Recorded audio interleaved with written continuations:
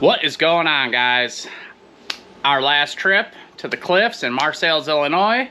If you're a returning viewer, you know that I've had some issues there as far as being able to get up hills, destroying my wheel bearings, cool stuff like that. One of the last videos we had, we were back there, and it was quite the redemption story for me. I got up a hill that I couldn't get up the time before that, tried like 6 times, failed every time, embarrassed myself, but we had a good time, and I thought I left that park unbroken. I thought I went somewhere and then was able to bring my machine home and not have to put a wrench on it. Well, that was Saturday. That following Monday, I found out I was wrong. So a pretty common thing for me, I come out in the garage and I need a little room. I leave both machines in neutral and I just push them a little, you know? Like so. Pushes real easy. My unit, the 2020 Pro XP, used to do the same thing. I went to move it that Monday, and it really doesn't want to move. And if I push real hard, I can get it to move, but it makes some interesting noises. I'll see if I can get it to do it.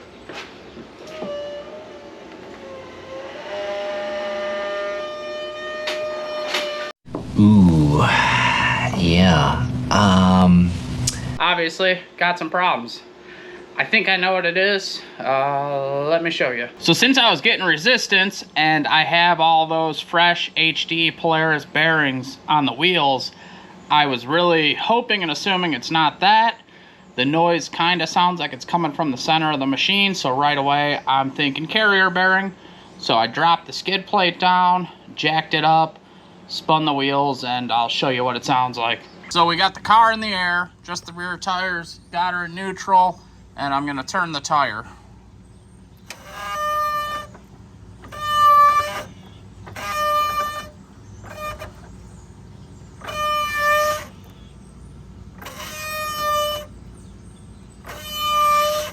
So that is still the factory bearing. I never replaced it. I did replace this cross member when I bent it in Tennessee, but that's it. We just swapped the cross member, not the bearing. Now this bearing has 1,400 miles. Don't know how many miles you guys are getting out of them, but yeah, I'm at 14 something, and it's definitely toast.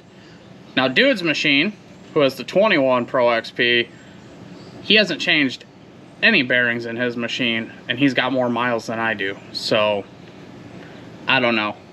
But this thing's been in mud, water, all that stuff. I ordered an O.E.M replacement, and it looks completely different.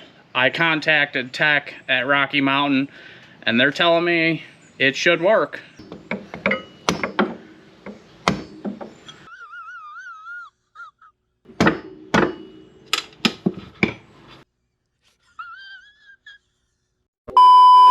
So I tried a bunch of different ways, different punch setups on that roll pin, and it looks like that roll pin just wants to play games with me.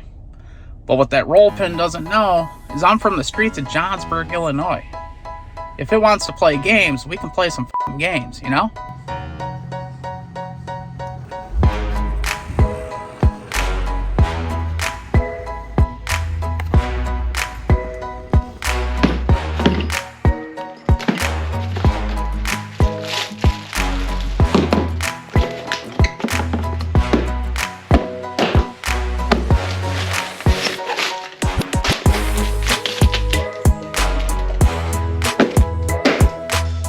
So it's quite obvious from the last clips what my plan is. I plan on lighting that fucking thing up with an air hammer and a punch in the air hammer. The punch I'm going to use is from Quad Logic. It's not a sponsorship thing or anything. I just found it on the internet, and I'll pass it along in case any of you guys run into this issue too and are looking for a tool like this. You don't even need to use this with the air hammer. You can use this with a regular hammer. What's nice, is it's a 1/4 inch roll pin punch that you can put in the air hammer, but it's long. So that was the problem I was finding, is regular punches are not long enough and there's nowhere to swing the hammer, and mine isn't really wanting to move. So I'm just gonna light it up with the air hammer, and hopefully that works.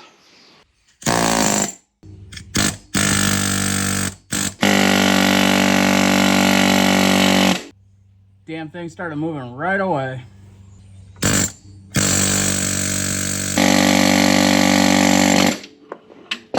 Woo! Got her. Before we head under the machine to get the rest of that carrier bearing apart, the cross member has a T40 up top you got to get, so I'm going to get that now. I'll show you that. She's right down here. Before we take it apart, you can see my red marks. I match marked it. Apparently from the factory it is match marked somewhere in there, but just to be safe I did it too, and then I did it up front too. So we'll hit these 4. They're all 13 mil. I don't remember if the nut on the back is captured. We might need a wrench.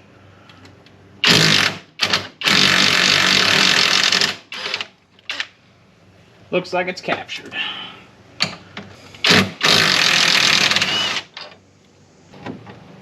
Gonna need a wrench for that one. Don't quite fit.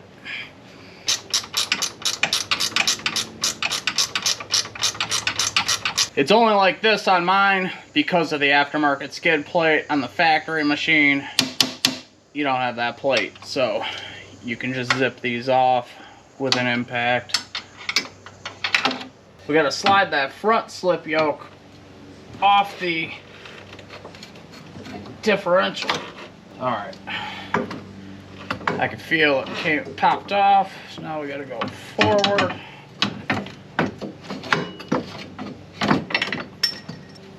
Something just fell on me. Ha! GoPro mount. Or GoPro bolt thing, whatever it's called. I was looking for this.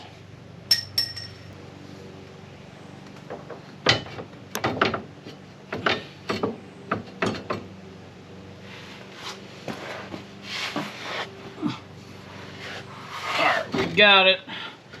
It's doable, but you definitely gotta twist and turn and wiggle it around to get it out.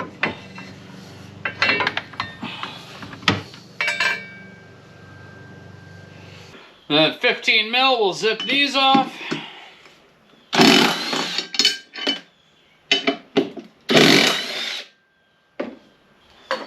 And there we go. Cross member is a little bent. Just a little. So we're going to try and get this boot off over the bearing.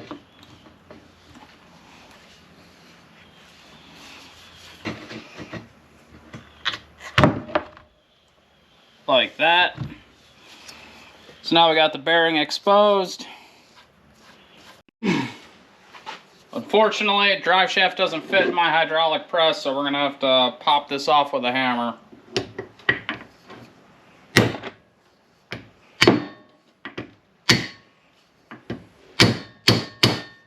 A little longer than a few minutes later.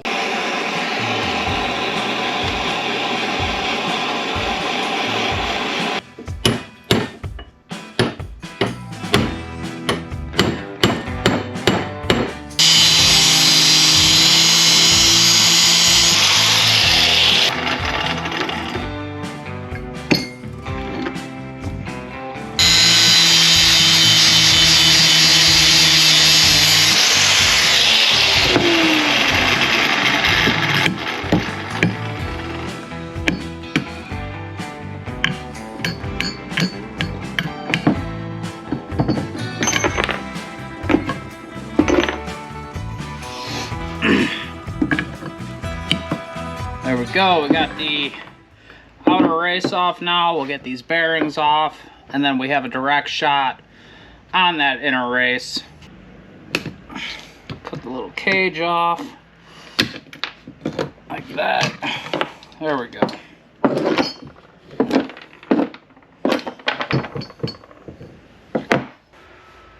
Alright, so with that outer race out of the way, the bearings out of the way, now we can get direct heat on the inner race, and it might slide off. Should slide off.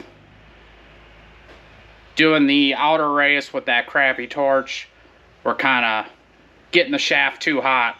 So not enough heat on the inner race, too much heat on the shaft. So we'll try this. We're gonna let this cool down a little more and give her a whirl. As usual, I screwed up again, missed a step. I didn't research this at all, so just kind of taking it apart. And yeah, there's a little retaining clip in the end. Right there. I guess I missed that on the schematic. Oops. And naturally I don't have a new one of these, and I probably f***ed this one up.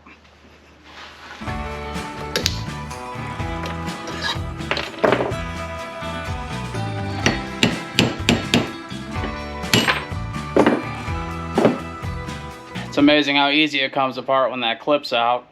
You would need some sort of tubing to fit over the shaft here to actually tap that new bearing on, and I don't have anything that's the right size, so what I'm going to try and do is throw this in the freezer, see if we can get it to shrink.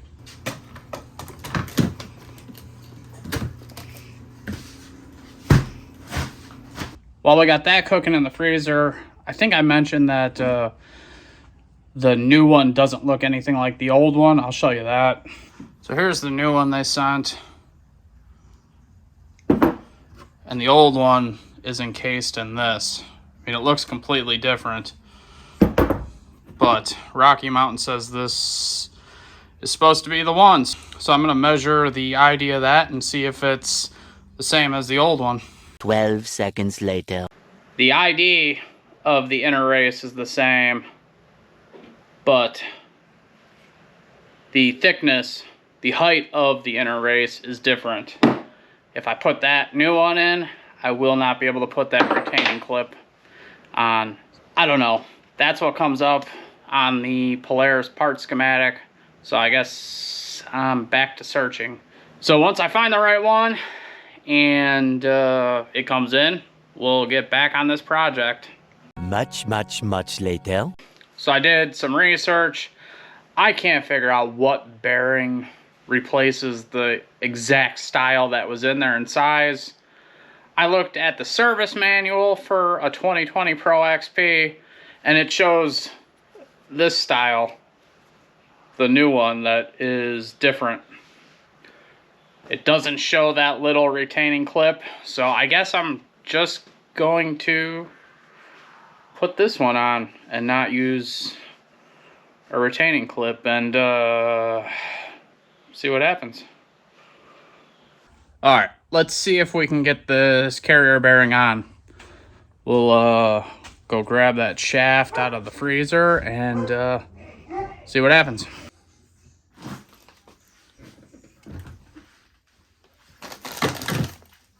All right, drive shaft, nice and cold, and we'll see if we can get this bearing to slip on.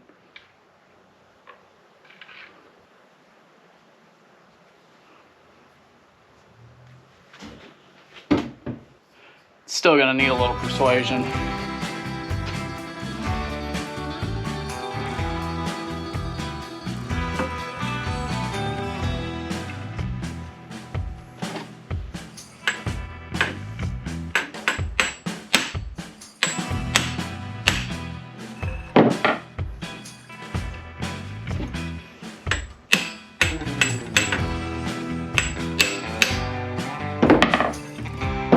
Alright, that's solid. She's shouldered on the back. I know you can't see that, but unlike the other one where we had that retaining clip, you can see that this inner race uses the whole shaft. So, yeah. it is what it is. We'll see what happens. The manual shows it like this, so I don't know if Polaris changed the design because I have a 2020. Everything is like this now. I don't know, but like I said, I don't really have time to wait. So if this fails and I break a bunch of shit, then what else is new? I had that shaft nice and cold, so I didn't want to lose that, so I needed to hurry up. So I actually took the old inner race and slid that over and tapped it down, because this pipe is too small on the ID, so it fits over the first part, but it doesn't fit over the bearing fit. But this worked. It sits flush. That's all we need. So we're going to throw our prop shaft assembly with the new bearing, put it back on the cross member, and just continue on.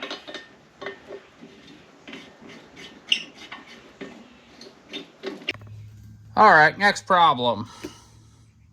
The hole doesn't quite line up to get the bolt started. It's not by much.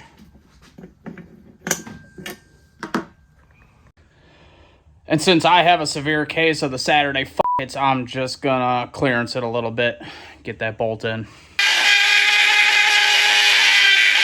1 minute, 37 seconds later. We got that clearanced enough. I'm not gonna tighten these down yet. I'll wait till it's up under the machine because it might need to shift for a proper alignment. Yeah, that's the plan. Alright, we can go ahead and feed the drive shaft back to the front.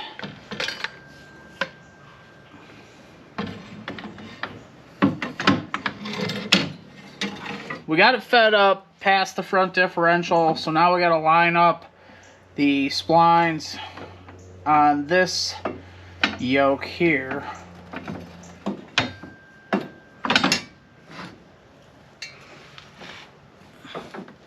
Alright, so we got it in. We're going to push it all the way to the back, go to the front, look at the match marks, get that front yoke on. And then we can come finish up back here.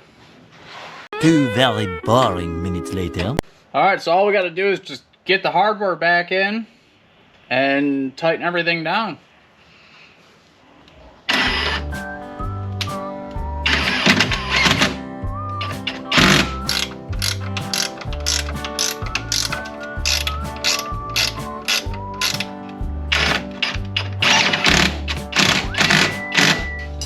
Alright, so we got these snugged up. The cross member is going to be where it's going to be. And now I'm going to try and get these pain in the ass ones that actually hold the carrier bearing. I left them loose because it has room to shift. So I didn't want to lock it in place and then put a strain on it. So it's going to be a pain, but we got to tighten those down now. So I got those all tightened up. Stupid GoPro shut off hot. So I think I missed the end of that, but they're snug. So we're gonna throw a little grease in that fitting behind me. And then we gotta put the pin in the front, and that's it.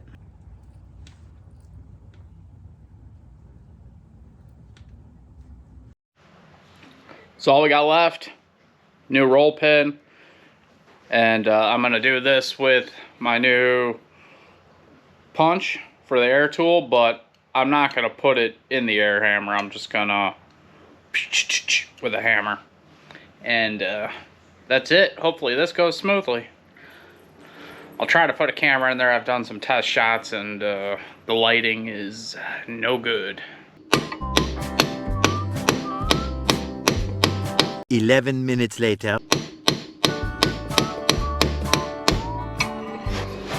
We're using the air hammer.